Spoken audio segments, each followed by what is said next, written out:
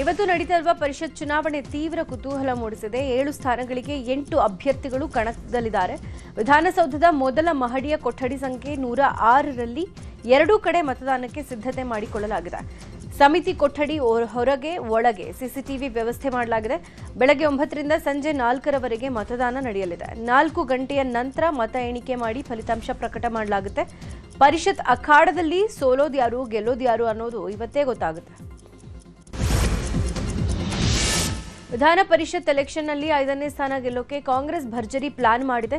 ಇವತ್ತು ನಡೆಯುವ ಚುನಾವಣೆಯಲ್ಲಿ ಶಾಸಕರು ಮತದಾನ ಮಾಡಲಿದ್ದು 5 ಅಭ್ಯರ್ಥಿಗಳಿಗೆ 5 ಪ್ರತ್ಯೇಕ ಬಸ್ ವ್ಯವಸ್ಥೆ ಮಾಡಲಾಗಿದೆ. ಯಾವ ಅಭ್ಯರ್ಥಿ ಪರ ಯಾರು ಮತ ಚಲಾವಣೆ ಮಾಡಬೇಕು ಅನ್ನೋದನ್ನ ತಂಡವನ್ನಾಗಿ ಮಾಡಲಾಗಿದೆ. ಆ ಗ್ರೂಪ್ ಪ್ರಕಾರವೇ ವಿಧಾನಸೌಧಕ್ಕೆ ಪ್ರತ್ಯೇಕ ಬಸ್ನಲ್ಲಿ ತೆರಳಲಾಗುತ್ತೆ. ಯಾವುದೇ ಅಭ್ಯರ್ಥಿ ಸೋತ್ರೆ ಅಡ್ಡ ಮತದಾನ ಮಾಡಿದ್ರೆ ಸುಲಭವಾಗಿ ಪತ್ತೆ ಹಚ್ಚಬಹುದು. ಹೀಗಾಗಿ ಪ್ರತ್ಯೇಕ ಬಸ್ಸುಗಳಲ್ಲಿ ಶಾಸಕರನ್ನ ಕರೆದೊಯ್ಯೋಕೆ ಸಿಎಂ ಡಿಕೆಶಿ ಪ್ಲಾನ್ ಮಾಡಿದ್ದಾರೆ. ವಿಧಾನ ಪರಿಷತ್ ಚುನಾವಣೆ ಬಗ್ಗೆ 3 ಪ್ರಮುಖ ಪಕ್ಷಗಳಲ್ಲಿಯೂ ಆತಂಕ ಹೆಚ್ಚಿದೆ. ಅದರಲ್ಲೂ ಕಾಂಗ್ರೆಸ್ ಜೆಡಿಎಸ್ಗೆ ಈ ಎಲೆಕ್ಷನ್ ಪ್ರತಿಷ್ಠೆಯ ವಿಷಯವಾಗಿ ಮಾರ್ಪಟ್ಟಿದೆ. ಗೆಲುವಿಗಾಗಿ ಭಾರೀ ಲೆಕ್ಕಾಚಾರ ಶುರುವಾಗಿದೆ. ರೆಸಾರ್ಟ್ ರಾಜಕೀಯ, ಅಡ್ಡ ಮತದಾನದ ಭೀತಿ ಮತ್ತು ಪಕ್ಷಗಳ ಕೊನೆ ಕ್ಷಣದ ಲೆಕ್ಕಾಚಾರದಿಂದಾಗಿ ಎಲೆಕ್ಷನ್ ತೀವ್ರ ಕುತೂಹಲ ಮೂಡಿಸಿದೆ. ಇನ್ನು ಕಾಂಗ್ರೆಸ್ ನಾಯಕರನ್ನ ಬಿಜೆಪಿಯ 2 ಉಚ್ಚಾಟಿತ ಶಾಸಕರು ಭೇಟಿ ಮಾಡಿದ್ದಾರೆ. ಬಿಡದಿ ರೆಸಾರ್ಟ್ನಲ್ಲಿ ಶಾಸಕರಾದ ಎಸ್ಟಿ ಸೋಮಶೇಖರ್, ಶಿವರಾಮ್ ಹೆಬ್ಬಾರ್ ಭೇಟಿ ಮಾಡಿದ್ರು. ಯಾವ ಅಭ್ಯರ್ಥಿಗೆ ಮತ ಹಾಕಬೇಕು ಅಂತ ತರಬೇತಿ ಪಡೆದು ಇಬ್ಬರೂ ತೆರಳಿದ್ದಾರೆ. ವಿಧಾನ ಪರಿಷತ್ ಚುನಾವಣೆಯಲ್ಲಿ ಅಡ್ಡ ಮತದಾನದ ಭೀತಿ ಹಿನ್ನೆಲೆ ಜೆಡಿಎಸ್ ಶಾಸಕರನ್ನ ರೆಸಾರ್ಟ್ಗೆ ಶಿಫ್ಟ್ ಮಾಡಲಾಗಿದೆ. ಬೆಂಗಳೂರು ಗ್ರಾಮಾಂತರ ಜಿಲ್ಲೆಯ ದೇವನಹಳ್ಳಿಯ ಜೆಡಬ್ಲ್ಯೂ ಮ್ಯಾರಿಯಾಟ್ ರೆಸಾರ್ಟ್ನಲ್ಲಿ ತುರುವೇಕೆರೆ ಶಾಸಕ ಎಂಟಿ ಕೃಷ್ಣಪ್ಪ, ದೇವದುರ್ಗ ಶಾಸಕಿ ಕರೆಮ್ಮ, ಶಾಸಕ ಸ್ವರೂಪ್ ಪ್ರಕಾಶ್ ಸೇರಿದಂತೆ ಜೆಡಿಎಸ್ ಶಾಸಕರಿದ್ದಾರೆ. ಕಾಂಗ್ರೆಸ್ ಶಾಸಕರಿಗೆ ಜೆಡಿಎಸ್ ನಾಯಕರು ಗಾಳ ಹಾಕ್ತಾ ಇದ್ದಾರೆ ಅನ್ನೋ ಆರೋಪಕ್ಕೆ ಎಚ್ಡಿಕೆ ಪ್ರತಿಕ್ರಿಯೆ ಕೊಟ್ಟಿದ್ದಾರೆ. ನಮ್ದು ಒಂದು ಸಣ್ಣ ಪಾರ್ಟಿ, ನನ್ನ ಕೈಯಲ್ಲಿ ಏನ್ ಮಾಡೋಕ್ಕಾಗುತ್ತೆ, ಅವ್ರ ಮುಂದೆ ಫೈಟ್ ಮಾಡೋಕ್ಕಾಗುತ್ತಾ ಅಂತ ಟಾಂಗ್ ಕೊಟ್ರು. ಪರಿಷತ್ ಚುನಾವಣೆಯಲ್ಲಿ ಹಿನ್ನೆಲೆ ಬಿಜೆಪಿ ನಾಯಕರನ್ನ ಜೆಡಿಎಸ್ ನಾಯಕರು ಭೇಟಿ ಮಾಡಿದ್ದಾರೆ. ಬೆಂಗಳೂರಿನ ಖಾಸಗಿ ಹೋಟೆಲ್ನಲ್ಲಿ ಭೇಟಿ ಮಾಡಿ ಮಾತುಕತೆ ನಡೆಸಿದ್ದಾರೆ. ಜೆಡಿಎಸ್ ನಾಯಕ ಎಸ್ಎಲ್ ಭೋಜೇಗೌಡ, ಜೆಡಿಎಸ್ ಅಭ್ಯರ್ಥಿ ಗೋವಿಂದರಾಜು, ಸಂಸದ ಮಲ್ಲೇಶ್ ಬಾಬು ಮತ್ತು ಮಾಜಿ ಎಂಎಲ್ಸಿ ಚೌಡ್ರೆಡ್ಡಿ ತುಪಲ್ಲಿ ಅವರು, ಬಿಜೆಪಿ ರಾಜ್ಯಾಧ್ಯಕ್ಷ ಬಿವೈ ವಿಜೇಂದ್ರ, ವಿಪಕ್ಷ ನಾಯಕರಾದ ಆರ್ ಅಶೋಕ್ ಮತ್ತು ಛಲವಾದಿ ನಾರಾಯಣಸ್ವಾಮಿ ಅವರನ್ನ ಭೇಟಿಯಾಗಿ ಬಿಜೆಪಿಯ ಹೆಚ್ಚುವರಿ ಮತಗಳು ಮತ್ತು 2ನೇ ಪ್ರಾಶಸ್ತ್ಯದ ಮತಗಳ ಬಗ್ಗೆ ಚರ್ಚೆ ನಡೆಸಿದ್ದಾರೆ. ಪರಿಷತ್ ಚುನಾವಣೆ ಕ್ಲೈಮ್ಯಾಕ್ಸ್ ಹಂತದಲ್ಲಿದೆ. ಮಾಜಿ ಸಚಿವ ಜಮೀರ್ ಅಹ್ಮದ್ಗೆ ಕಾಂಗ್ರೆಸ್ ನಾಯಕರು ಟಾಸ್ಕ್ ಕೊಟ್ಟಿದ್ದಾರೆ. ಹೀಗಾಗಿ ನಿನ್ನೆ ಡಿಕೆ ಸುರೇಶ್ ನಿವಾಸಕ್ಕೆ ತೆರಳಿ ಮಾಜಿ ಸಚಿವ ಜಮೀರ್ ಅಹ್ಮದ್ ಕೆಲ ಹೊತ್ತು ಚರ್ಚೆ ನಡೆಸಿದ್ರು. ಜಮೀರ್ ಅಹ್ಮದ್ ಜೆಡಿಎಸ್ನ ಕೆಲ ಶಾಸಕರ ಒಡನಾಟದಲ್ಲಿದ್ದು ಜೆಡಿಎಸ್ನ 3 ಶಾಸಕರನ್ನ ಸೆಳೆಯೋಕೆ ಸೂಚಿಸಲಾಗಿದೆ. ಸಂಪುಟ ಮರು ಸೇರ್ಪಡೆಗೆ ಜಮೀರ್ ಕಸರತ್ತು ನಡೆಸುತ್ತಿದ್ದಾರೆ ಎನ್ನಲಾಗಿದೆ. ಇನ್ನು ಈ ಸಂಬಂಧ ಜೆಡಿಎಸ್ ಶಾಸಕರನ್ನ ಸಂಪರ್ಕ ಮಾಡಿರುವ ವಿಚಾರಕ್ಕೆ ಮಾಜಿ ಸಚಿವ ಜಮೀರ್ ರಿಯಾಕ್ಷನ್ ಕೊಟ್ಟಿದ್ದು, ನಮಗೆ ಅಗತ್ಯ ಇಲ್ಲ, 28 ಜನ ವೋಟ್ ಹಾಕಿದ್ರು ನಾವೇ ಗೆಲ್ಲೋದು ಅಂತ ಹೇಳಿದ್ದಾರೆ. ಕಾಂಗ್ರೆಸ್ ಶಾಸಕರೆಲ್ಲ ರೆಸಾರ್ಟ್ನಲ್ಲಿದ್ದಾರೆ. ಜೆಡಿಎಸ್ ಶಾಸಕರೆಲ್ಲ ಸ್ಟಾರ್ ಹೋಟೆಲ್ ಸೇರ್ಕೊಂಡಿದ್ದಾರೆ. ಕೊನೆಗೆ ನಿನ್ನೆ ಬಿಜೆಪಿ ನಾಯಕರು ಬೆಂಗಳೂರಿನ ಖಾಸಗಿ ಹೋಟೆಲ್ನಲ್ಲಿ ಶಾಸಕಾಂಗ ಸಭೆ ನಡೆಸಿದ್ದಾರೆ. ಬಿಜೆಪಿಯ 2 ಅಭ್ಯರ್ಥಿಗಳಿಗೆ ಯಾವೆಲ್ಲ ಶಾಸಕರು ಮತದಾನ ಮಾಡಬೇಕು, ಯಾವ ಅಭ್ಯರ್ಥಿಗೆ ಯಾವ್ಯಾವ ಶಾಸಕರು ಮತದಾನ ಮಾಡಬೇಕು, 2 ಅಭ್ಯರ್ಥಿಗಳಿಗೆ ಹಾಕಿ ಉಳಿದ ಮತಗಳನ್ನು ಮಿತ್ರ ಪಕ್ಷ ಜೆಡಿಎಸ್ಗೆ ಯಾವ್ಯಾವ ಶಾಸಕರು ಹಾಕಬೇಕು ಅನ್ನೋ ಬಗ್ಗೆ ಪಾಠ ಮಾಡಿದ್ದಾರೆ. ಅಡ್ಡ ಮತದಾನ ಆಗದಂತೆ ಎಚ್ಚರಿಕೆ ಕ್ರಮ ವಹಿಸುವ ಬಗ್ಗೆ ಬಿಜೆಪಿ ರಾಜ್ಯಾಧ್ಯಕ್ಷ ಬಿವೈ ವಿಜೇಂದ್ರ, ವಿಧಾನಸಭೆ ವಿರೋಧ ಪಕ್ಷದ ನಾಯಕ ಆರ್ ಅಶೋಕ್ ನೇತೃತ್ವದಲ್ಲಿ ಶಾಸಕರಿಗೆ ಪಾಠನೂ ಮಾಡಿದ್ದಾರೆ.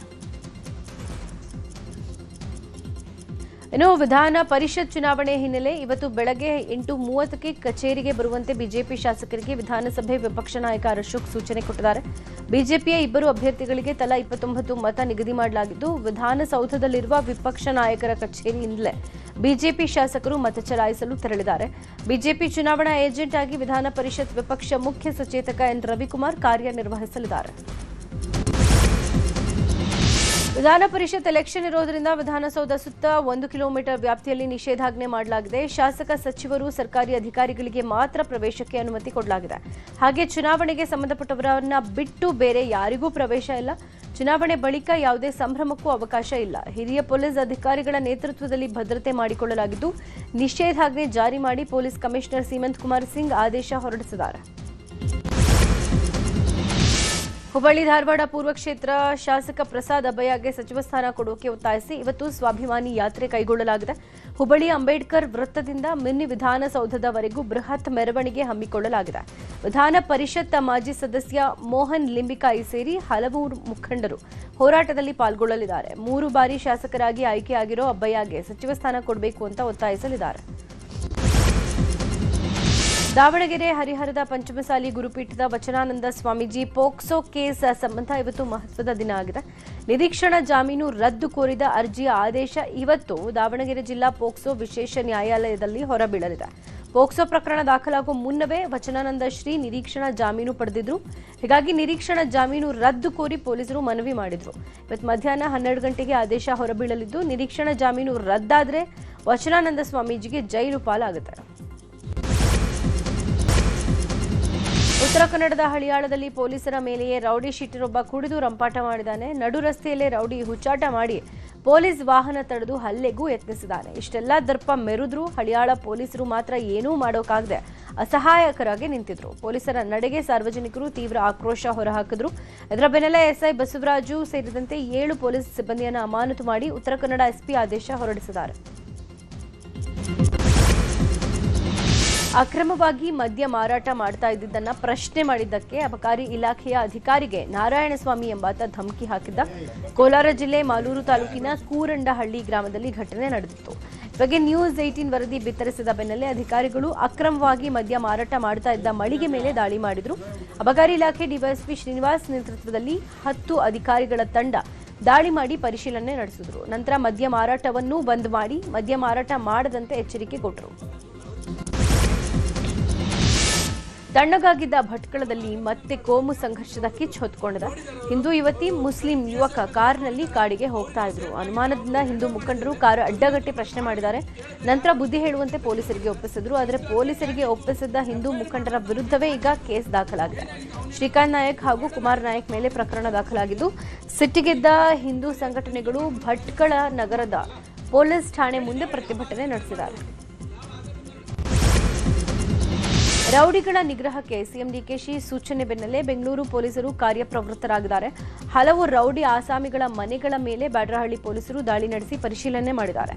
ಜಿಬಿಎ ಚುನಾವಣೆ ಸಮೀಪಿಸ್ತಾ ಇರುವ ಹಿನ್ನೆಲೆ ರೌಡಿ ಚಟುವಟಿಕೆಗಳಿಗೆ ಕಡಿವಾಣ ಹಾಕೋಕೆ ಬ್ಯಾಡ್ರಹಳ್ಳಿ ಪೊಲೀಸರು ಬಿರುಸಿನ ಕಾರ್ಯಾಚರಣೆ ಮಾಡಿದ್ದಾರೆ.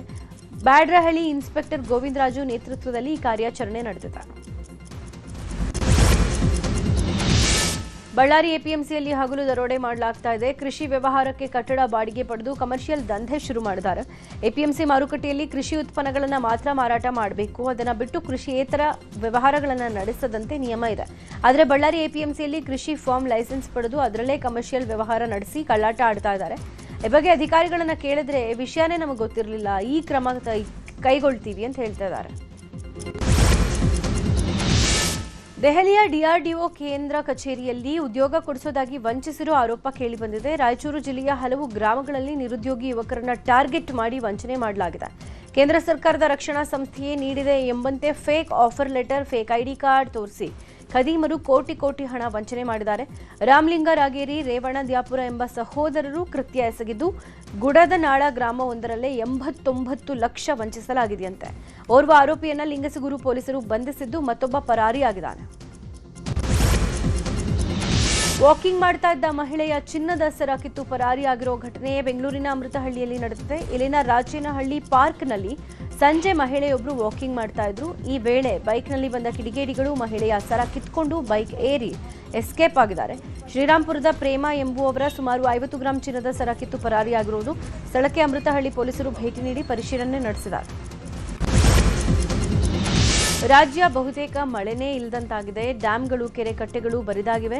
ಬೀದರ್ ಜಿಲ್ಲೆಯ ರೈತರಿಗಂತೂ ಮಳೆಯ ಚಿಂತೆ ಶುರುವಾಗಿದೆ. ಮುಂಗಾರು ಆರಂಭ ಆಗಿ 15 ದಿನ ಆದರೂ ಮಳೆ ಮಾತ್ರ ಬಂದಿಲ್ಲ. ಇದರಿಂದ ಬಿತ್ತನೆಗೆ ಭೂಮಿ ಹದಗೊಳಿಸಿ ಅನ್ನದಾತರು ಮಳೆಗಾಗಿ ಕಾದು ಕೂತಿದ್ದಾರೆ. ಸೋಯಾ, ಉದ್ದು, ಹೆಸರು ಬೀಜಗಳನ್ನು ರೈತರು ಸಿದ್ಧಪಡಿಸಿಕೊಂಡಿದ್ದಾರೆ. ಆದರೆ ಮಳೆರಾಯ ಮಾತ್ರ ಯಾಕೋ ಇನ್ನೂ ದಯೆ ತೋರಿಲ್ಲ. ಚಾಮರಾಜನಗರದ ಮಲೆ ಮಹದೇಶ್ವರ ಬೆಟ್ಟದಲ್ಲಿ ಹುಂಡಿ ಎಣಿಕೆ ನಡೆದಿದೆ. ಕಳೆದ 22 ದಿನಗಳಿಂದ 2,29 ಲಕ್ಷ ರೂಪಾಯಿ ಕಾಣಿಕೆ ಹಣ ಸಂಗ್ರಹ ಆಗಿದೆ. ನಗದು ಹಣವಷ್ಟೇ ಅಲ್ಲದೆ 24 ಗ್ರಾಂ ಚಿನ್ನ, 1 ಕೆಜಿ 550 ಗ್ರಾಂ ಬೆಳ್ಳಿ ಆಭರಣಗಳನ್ನು ಭಕ್ತರು ಮಲೆ ಮಹದೇಶ್ವರನಿಗೆ ಸಮರ್ಪಿಸಿದ್ದಾರೆ.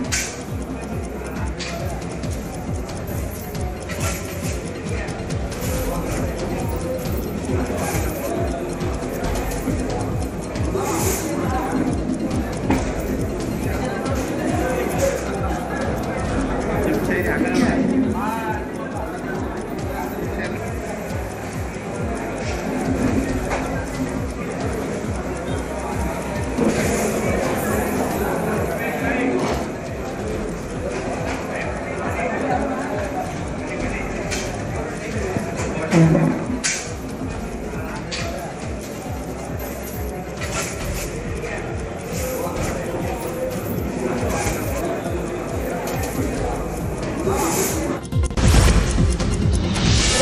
ಬಹುತೇಕ ಮಳೆನೇ ಇಲ್ಲ. ಡ್ಯಾಂ, ಕೆರೆ, ಕಟ್ಟೆಗಳು ಬರಿದಾಗ್ತವೆ. ಈ ನಡುವೆ ನಿನ್ನೆ ಮೈಸೂರಲ್ಲಿ ಮಳೆಯಾಗಿದೆ. ನಗರದ ಹಲವೆಡೆ ಸಂಜೆ ಆಗ್ತಾ ಇದ್ದ ವೇಳೆ ಮಳೆಯಾಗಿದೆ. ಮಳೆಯಿಂದ ಜನಜೀವನ ಅಸ್ತವ್ಯಸ್ತವಾಗಿತ್ತು. ಮಳೆಯಿಂದ ವಾಹನ ಸವಾರರು, ಪಾದಚಾರಿಗಳಿಗೂ ಸಮಸ್ಯೆ ಆಯಿತು.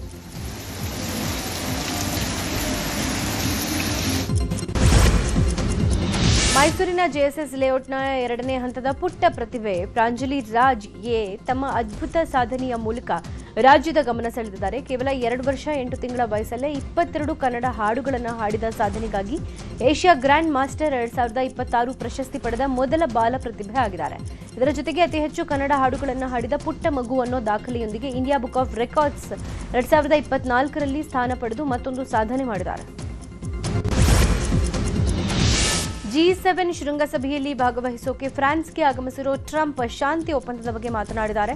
ಇರಾನ್ ಜೊತೆಗೆ ಒಪ್ಪಂದಕ್ಕೆ ಸಹಿ ಮಾಡಿದೀವಿ, ಆದರೆ ಅದೇ ಅಂತಿಮ ಒಪ್ಪಂದ ಅಲ್ಲ. ಒಂದೊಮ್ಮೆ ನನಗೆ ಆ ಒಪ್ಪಂದ ಹಿಡಿಸದೇ ಇದ್ರೆ ಅಥವಾ ಇರಾನ್ ಅನುಚಿತವಾಗಿ ವರ್ತಿಸಿದ್ರೆ ಮತ್ತೆ ಅವರ ತಲೆ ಮೇಲೆ ಸ್ಫೋಟಕಗಳ ಮಳೆ ಕರಿತೀನಿ ಅಂತ ಶಾಕಿಂಗ್ ಹೇಳಿಕೆ ಕೊಟ್ಟಿದ್ದಾರೆ. ನಾಳೆ ಶಾಂತಿ ಒಪ್ಪಂದದ ಬಗ್ಗೆ ಅಂತಿಮ ಸಹಿ ಬೀಳೋ ನಿರೀಕ್ಷೆ ಇದೆ. ಇನ್ನು ಅಮೆರಿಕ ಇರಾನ್ ಶಾಂತಿ ಒಪ್ಪಂದದಲ್ಲಿ ಯಾವೆಲ್ಲ ಅಂಶ ಇರುತ್ತೆ ಅಂತ ನೋಡೋದಾದ್ರೆ, ಒಪ್ಪಂದ ಜಾರಿ ಬೆನ್ನಲ್ಲೇ ಎಲ್ಲಾ ದಾಳಿ ನಿಲ್ಲಬೇಕು, ಲೆಬನಾನ್ ಮೇಲಿನ ಅಮೆರಿಕ ದಾಳಿಯೂ ನಿಲ್ಲಬೇಕು, ಪರಸ್ಪರ ಸಾರ್ವಭೌಮತ್ವ ಮತ್ತು ಪ್ರಾದೇಶಿಕ ಸಮಗ್ರತೆ ಗೌರವಿಸೋಕೆ ಎರಡೂ ರಾಷ್ಟ್ರಗಳು ಒಪ್ಕೊಳ್ಬೇಕು, ಹಾಗೆ 60 ದಿನಗಳ ಒಳಗೆ ಅಂತಿಮ ಒಪ್ಪಂದದ ಬಗ್ಗೆ ಮಾತುಕತೆ ಆಗಬೇಕು, 30 ದಿನದಲ್ಲಿ ಹರ್ಮುಜ್ ಜಲಸಂಧಿ ಮೇಲಿನ ಅಮೆರಿಕದ ನಿರ್ಬಂಧ ತೆರವಾಗಬೇಕು ಅನ್ನೋ ಅಂಶಗಳಿವೆ. ಬಿಹಾರದ ರಾಜಧಾನಿ ಪಾಟ್ನಾ ನಗರದ ಹೆಸರನ್ನ ಬಿಹಾರ ಸರ್ಕಾರ ಪಾಟ್ಲಿಪುತ್ರ ಅಂತ ಮರುನಾಮಕರಣ ಮಾಡಿದೆ. ಪಾಟ್ಲಿಪುತ್ರ ಅನ್ನೋದು ಪಾಟ್ನಾ ನಗರದ ಪ್ರಾಚೀನ ಹೆಸರಾಗಿದ್ದು ಮೂಲ ಹೆಸರನ್ನೇ ಇಡಲಾಗ್ತಾ ಇದೆ ಅಂತ ಸಿಎಂ ಸಾಮ್ರಾಟ್ ಚೌಧರಿ ಹೇಳಿದ್ರು. ಇದು ಈಗ ಬಿಹಾರದಲ್ಲಿ ರಾಜಕೀಯ ಜಟಾಪಟಿಗೆ ಕಾರಣ ಆಗಿದೆ. ಜೂನ್ 22ರಿಂದ ಜೂನ್ 30ರವರೆಗೆ ದೇಶದಾದ್ಯಂತ ನಡೆಯುವ ಯುಜಿಸಿ ನೆಟ್ ಮರುಪರೀಕ್ಷೆಯ ಪ್ರವೇಶ ಪತ್ರಗಳನ್ನು ಎನ್ಟಿಎ ಬಿಡುಗಡೆ ಮಾಡಿದೆ. ಅಭ್ಯರ್ಥಿಗಳು ಯುಜಿಸಿ ನೆಟ್ ವೆಬ್ಸೈಟ್ನಲ್ಲಿ ತಮ್ಮ ಅರ್ಜಿ ಸಂಖ್ಯೆ ಮತ್ತು ಜನ್ಮ ದಿನಾಂಕದ ಮೂಲಕ ಹಾಲ್ ಟಿಕೆಟ್ ಅನ್ನು ಡೌನ್ಲೋಡ್ ಮಾಡಿಕೊಳ್ಳಬಹುದು. ಒಟ್ಟು 398 ಕೇಂದ್ರಗಳಲ್ಲಿ ಪರೀಕ್ಷೆ ನಡೆಯಲಿದೆ.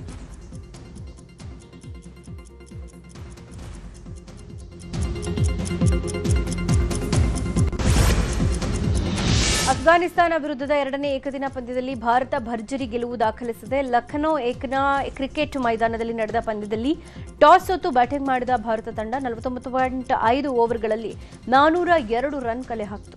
403 ರನ್ಗಳ ಬೃಹತ್ ಗುರಿ ಬೆನ್ನತ್ತಿದ ಅಫ್ಘಾನಿಸ್ತಾನ ತಂಡ 44.3 ಓವರ್ಗಳಲ್ಲಿ 232 ರನ್ಗೆ ಸರ್ವ ಪತನ ಕಂಡಿದೆ. 3 ಏಕದಿನ ಪಂದ್ಯಗಳ ಪೈಕಿ 2ರಲ್ಲಿ ಭಾರತ ಗೆಲುವು ದಾಖಲಿಸಿದ್ದು ಸರಣಿ ವಶಪಡಿಸಿಕೊಂಡಿದೆ. ಏಕದಿನ ಸರಣಿಯ 2ನೇ ಪಂದ್ಯದಲ್ಲಿ ಆತಿಥೇಯ ಭಾರತ ತಂಡ ಅಫ್ಘಾನಿಸ್ತಾನ ವಿರುದ್ಧ 402 ರನ್ಗಳ ಬೃಹತ್ ಮೊತ್ತ ಕಲೆ ಹಾಕಿದೆ. ಟೀಂ ಇಂಡಿಯಾ ನಾಯಕ ಶುಭ್ಮನ್ ಗಿಲ್ ಹಾಗೂ ಇಶಾಂತ್ ಕಿಶನ್ ಶತಕ ಬಾರಿಸಿದ್ರು. ಈ ಮೂಲಕ ಶುಭ್ಮನ್ ಗಿಲ್ 7,000 ಅಂತಾರಾಷ್ಟ್ರೀಯ ರನ್ಗಳನ್ನು ಪೂರ್ಣಗೊಳಿಸಿದ್ದಾರೆ. ಇನ್ನು ಭಾರತದ ಪರ ಏಕದಿನ ಪಂದ್ಯಗಳಲ್ಲಿ ಅತಿ ವೇಗ 1000 ರನ್ಗಳನ್ನು ಗಳಿಸಿದ 4ನೇ ವೇಗದ ಆಟಗಾರ ಅನ್ನೋ ಹೆಗ್ಗಳಿಕೆಗೆ ಇಶಾಂತ್ ಕಿಶನ್ ಪಾತ್ರರಾಗಿದ್ದಾರೆ. ಶ್ರೇಯಸ್ ಅಯ್ಯರ್ 3,000 ಏಕದಿನ ರನ್ಗಳನ್ನು ಪೂರ್ಣಗೊಳಿಸಿ ಸಾಧನೆ ಮಾಡಿದ್ದಾರೆ. ಲಹರಿ ಫಿಲ್ಮ್ಸ್ ನಿರ್ಮಾಣದ ಗ್ರಾಮಾಯಣ ಚಿತ್ರದ ಹಾಡು ರಿಲೀಸ್ ಆಗಿದೆ. ಈಗಾಗಲೇ ಚಿತ್ರದ ಹಾಡುಗಳು ಹಿಟ್ ಆಗಿದ್ದು, ಇದೀಗ ಏನೇ ಹೇಳು ಕುಸುಮ ಸೌಂಡ್ ಮಾಡ್ತಾ ಇದೆ. ನಟ ವಿನಯ್ ರಾಜ್ಕುಮಾರ್, ಮೇಘಾ ಶೆಟ್ಟಿ ಕಾಂಬಿನೇಷನ್ನ ಚಿತ್ರ ಜುಲೈ 3ಕ್ಕೆ ತೆರೆಗೆ ಬರಲಿದೆ. ಆರೋಗ್ಯ ಮತ್ತು ದೈಹಿಕ ಫಿಟ್ನೆಸ್ ಬಗ್ಗೆ ಜಾಗೃತಿ ಮೂಡಿಸೋಕೆ ಮೈಸೂರಿನಲ್ಲಿ ಇದೇ ಜೂನ್ 28ನೇ ತಾರೀಕು ನ್ಯೂಸ್ 18 ವತಿಯಿಂದ ನಮ್ಮ ರನ್ ಮ್ಯಾರಥಾನ್ ಆಯೋಜಿಸಲಾಗಿದೆ. ಮಕ್ಕಳಿಗಾಗಿ 1 ಕಿಲೋಮೀಟರ್, 2 ಕಿಲೋಮೀಟರ್ ನಿಗದಿಪಡಿಸಲಾಗಿದೆ. 3, 5, 10 ಕಿಲೋಮೀಟರ್ ಓಟಕ್ಕೆ ಯಾವುದೇ ಸಮಯದ ಮಿತಿ ಇಲ್ಲ. 5 ಮತ್ತು 10 ಕಿಲೋಮೀಟರ್ ಓಟಕ್ಕೆ ನಿಗದಿತ ಟೈಮ್ ಫಿಕ್ಸ್ ಮಾಡಲಾಗಿದೆ. ವಿಜೇತ ಸ್ಪರ್ಧಿಗೆ 1 ಲಕ್ಷ ಬಹುಮಾನ ಸಿಗುತ್ತೆ. ಸ್ಕ್ರೀನ್ ಮೇಲೆ ಕಾಣಿಸ್ತಾ ಇರೋ QR ಕೋಡ್ ಸ್ಕ್ಯಾನ್ ಮಾಡಿಕೊಂಡು ಆಸಕ್ತರು ನೋಂದಣಿ ಮಾಡಿಕೊಳ್ಳಬಹುದು. ಬಿಡದಿಯಲ್ಲಿ